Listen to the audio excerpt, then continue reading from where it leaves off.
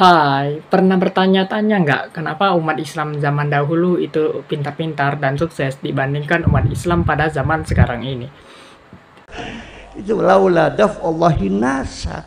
Kamu ini bodoh, kamu ini terbelakang. Sebelumnya saya ingin berterima kasih pada Abang Friends Ronald Warta Kabar Baik. Itu jangan lupa subscribe ya, itu bagus. Oke, yang pertama saya ingin bilang kenapa umat Islam itu pada terbelakang pada zaman sekarang ini itu dikarenakan terdapat perbedaan pola pikir. Perbedaan pola pikir.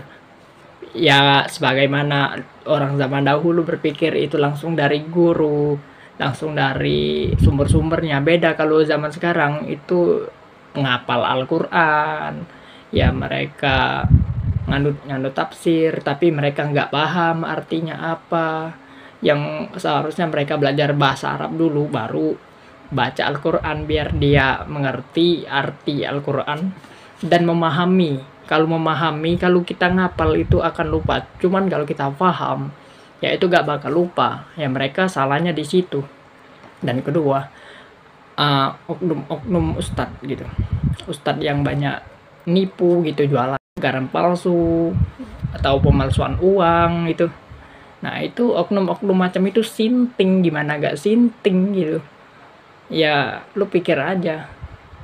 Ya sebenarnya kalau kita pikir-pikir lagi, ya mengapa mereka itu terbelakang, karena mereka itu selalu menutup kesalahan mereka dengan agama di balik topeng mereka, tetapi wajah mereka yang asli tidak ditunjukkan. Itu yang menyebabkan mereka itu terbelakang, bermental, ya mental pengecut lah kita bilang gitu. Mereka bersembunyi di balik agama, tapi mereka menutup kebenaran yang namanya sains, lalu ngecap kopar kafir orang.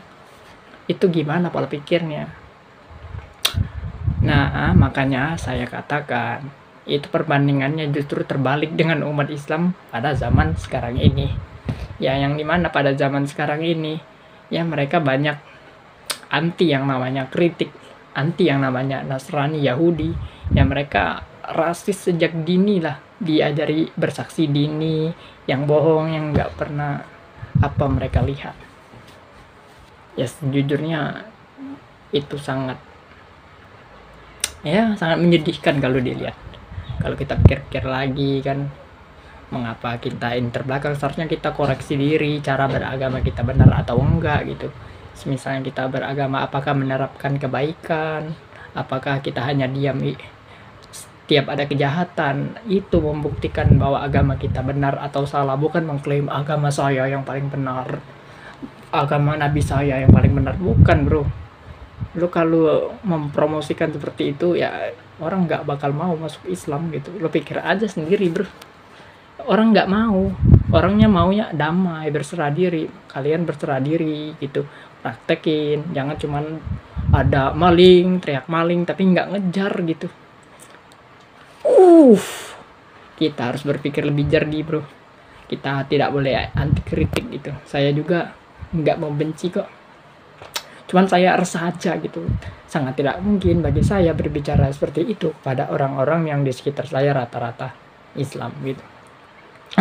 Ya saya sangat berterima kasih pada Abang Chris Ronald karena bisa mendengarkan curhatan saya gitu. Saya agak lega lah gitu, ada teman, nggak perlu ke psikiater. Ya psikiater juga kan pasti gitu reaksinya, ini orang kenapa gitu. Ya kalau dipikir lagi, kebersihan sebagian dari iman, tetapi nyatanya banyak orang yang buang sampah sembarangan dan tidak mau disalahkan. Ketika sampah itu menumpuk, mereka menyalahkan apa kalau bukan pemerintah? Itu kecacatan mental orang zaman dulu dan orang zaman sekarang. Itu cacat mental. Orang zaman dulu itu menghargai yang namanya guru, kepemimpinan, beda dengan zaman sekarang. Cuman ketika kita sebut, mereka selalu bertarung pada masa dulu. Mereka bilang kalau ada apa-apa dulu. Dulu mereka berimajinasi dulu. Mereka nggak mau berpikir pada zaman sekarang. Mereka nggak mau bertindak. Walaupun orang nggak ada, tetapi dirimu harus ada bro. Untuk kontribusi, butterfly effect. Efek kecil bisa besar. Ingat, mungkin ini saja yang ingin saya sampaikan. Saya sangat terima kasih. Jangan lupa subscribe, like, comment.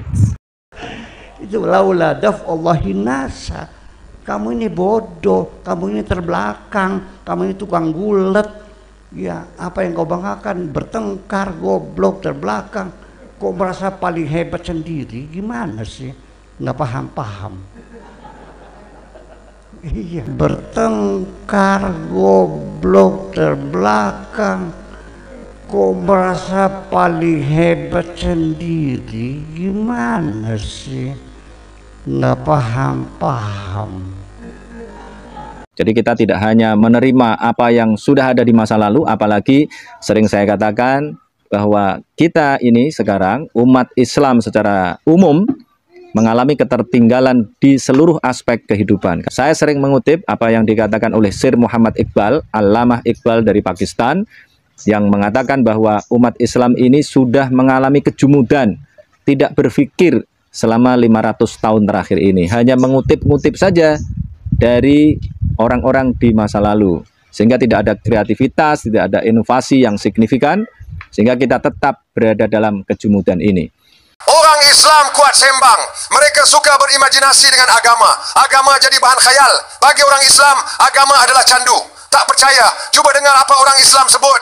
Rajin solat selesai masalah masjid makmur, majulah negara. Tutup aurat selesai masalah zina. Tutup premis judi, berkatlah negara. Lepas tu ada ustazah kelabu asap ajar secara terbuka doa kuat anu. Nanti kalau doa tu makbul, laki dia kuat anu nak poligami, dia bagi realitinya. Tengoklah kehidupan orang Islam, masih dibelenggu kemiskinan, berperang sesama sendiri, tak habis-habis berbalah bab mazhab fiqh, tak habis-habis rasa lebih sunnah atau lebih aswaja berbanding orang lain. Anak orang Islam makin tak minat sains dan matematik, malah tak minat pergi sekolah pun berlambak. Nak tengok mai kampung saya, tengok atas jalan raya, siapa kaki rempit, tengok atas tembok, siapa kaki lepak. Ada orang Islam kisah, tapi kita masih berkhayal dengan candu agama. Orang lain yang kita hukum bakal masuk neraka selepas mati, sudah jauh meninggalkan kita.